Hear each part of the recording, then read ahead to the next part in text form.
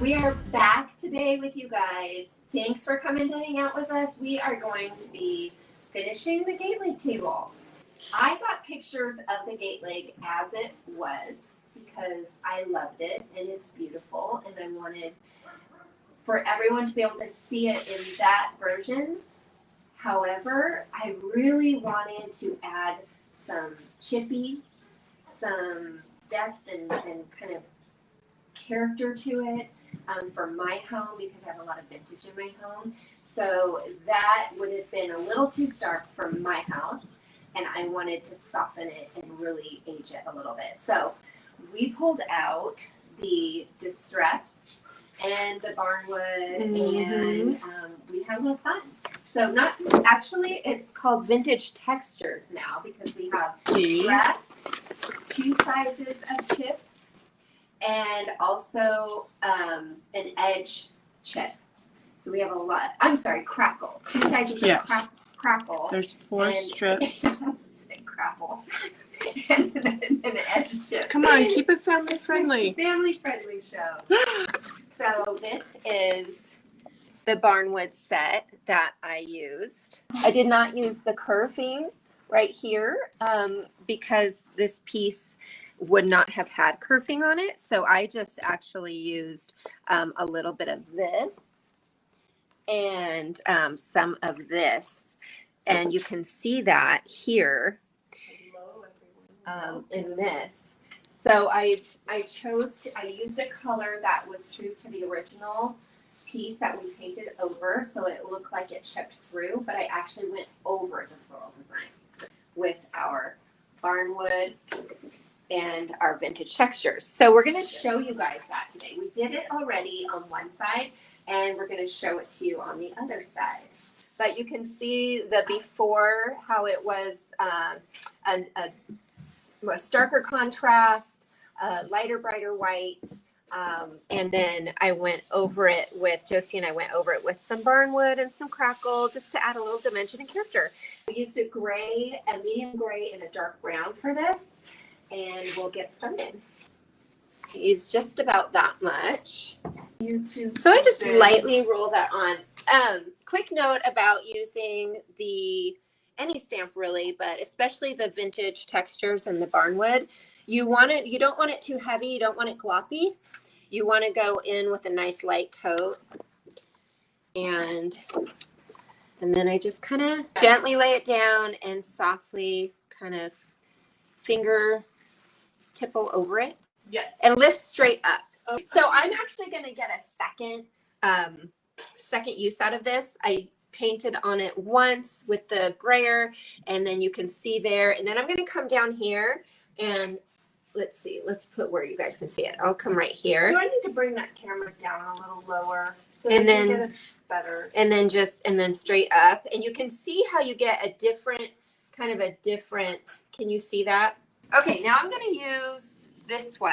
I really, really like the way this one, you can't really see it until I put paint on it. There we go. Got it? Okay, there we go. You know, a little extra. And on there. Okay. And then. And Sal's going with the grain. Or right, where the grain would be. If there was a grain. Yeah. But we're tricking people. And it's amazingly realistic, you guys. It's so, you would not know unless you walked up and touched it. Mm-hmm. Okay. And then I'll put some down here. And once you get the hang of it and you start going for it, it's just really quick and easy. Nice. Just a tiny little touch. Now I'm going to go in with some of the other textures, the chippy and the crackle. The vintage textures is what this one is called. And then this one, I don't go edge to edge because I don't want a harsh edge on this. And I'm very light with the touch for this little porcelain crackle. And I'm going to lay on very, very gently. Okay. Being very careful not to shift. Just a light tickle. Now, barely touching it at all. Now, when we say tickle, let me get in so we can see it. Don't confuse that with pat. Right. So tickle would be moving across but not lifting and putting back down, because then you'll get a leopard print, which can be good if you want leopard print. But if you're trying to do a soft craquelure, you don't want. And then I'm going to get a second use out of it. See what I'm doing?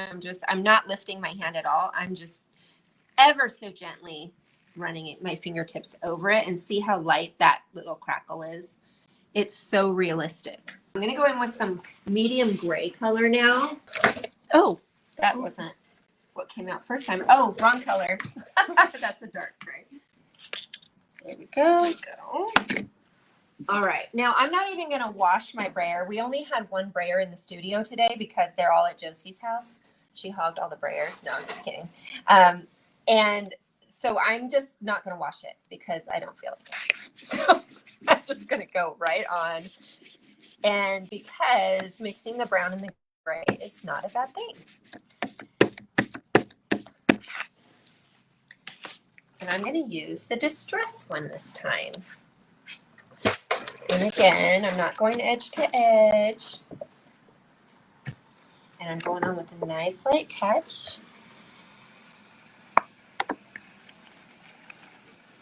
Lifting straight up.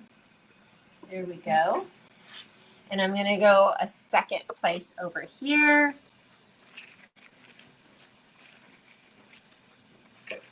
Okay. See how that just adds slowly as you build up the different textures. It just starts to add a lot of depth. And the more colors you add and the different textures that you add, you're going to really,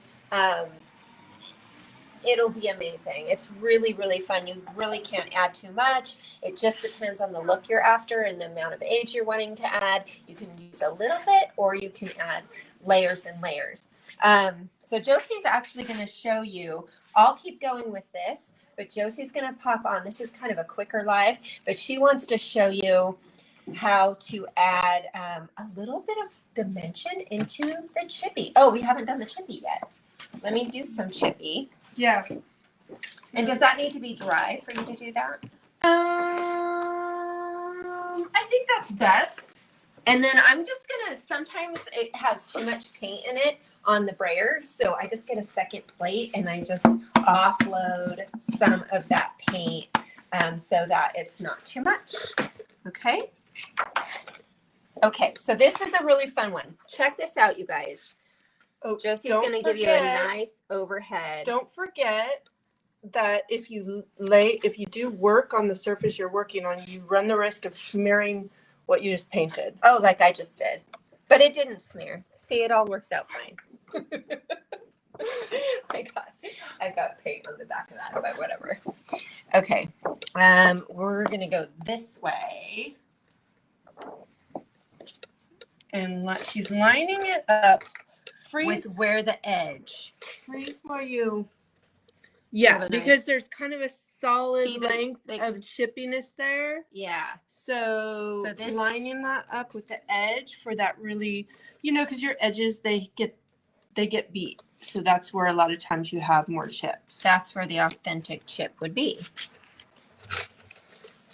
Okay, so this is a beautiful edge piece that I just love. Now this piece comes with the barnwood. It's so real. It's so real. Good. I love it. I get so excited. It's just like instantly being able to add age, right? Yeah. And one of the benefits that I really love about it, and Josie's going to show you a different way to add that, but you can also bring in different colors of chippy easily. So you guys know how hard it is to add different layers and different colors of chip. That's a process, and it's beautiful. And this doesn't do away with that process because that is authentic and beautiful. Are you adding a couple more chippy spots? This just adds like a different color of chippy. You can add different colors of chippy very easily and quickly without the layers of paint. True. So, did you already do one? No. Okay. Here we go. Okay, I'm just going to add a little bit over here. Okay, I'm going to do that.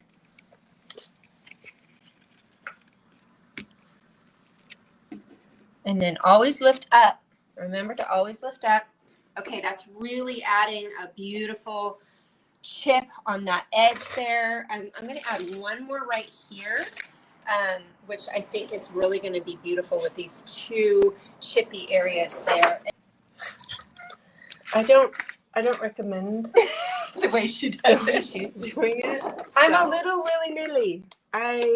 We have this conversation every time we have a live.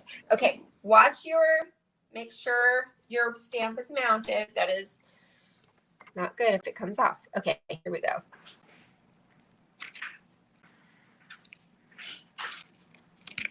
Okay, there you go. Yeah, I like that a lot. After I was done putting the different layers on, Josie had a good idea and she wanted to try, and it ended up looking beautiful. She's going to show it to you right now, to bring in some other colors. You know how when sometimes if a piece has been painted several times with different layers of colors, you have different colors of chip on the same chip. So you'll have the edge that's different colors. So you'll see what we're talking about here. Josie's going to get started with that. So we're just using a little bit of aqua because we thought that'd be a pretty color and make it look like that was an underlayer.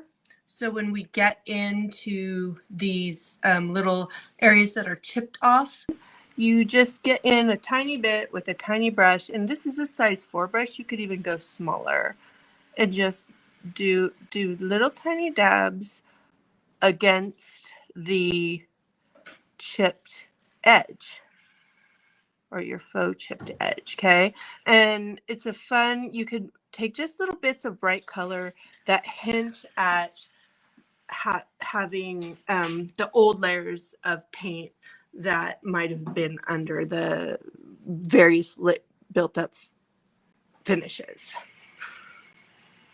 And you could even do more than one. You know, sometimes you'll see bits of like red paint peeking through. I love that. Now you can kind of see.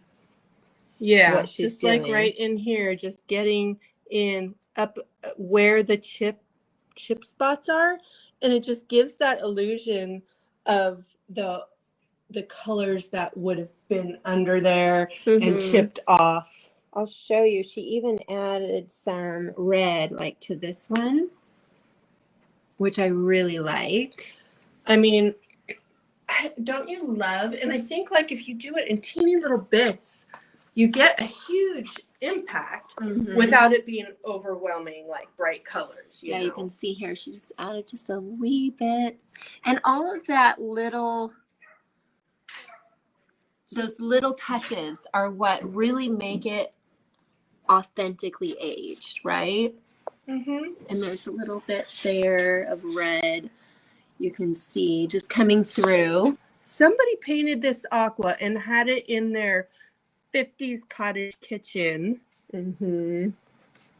And when it got painted over, some of it chipped away and revealed it. So can you guys believe like that's stamped on? That distress is not chipped off, that is stamped on. It's just, it tricks your eyes so authentically that it's just kind of hard to believe. Let's do a little more over here because I love it so much.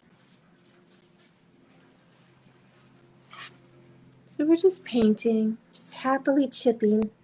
Just making happy little chips. Happy little chips. Let's make some happy little chips over here. Love it. All right. Very cool. Excellent. Okay, you guys, thank you for joining us. Bye.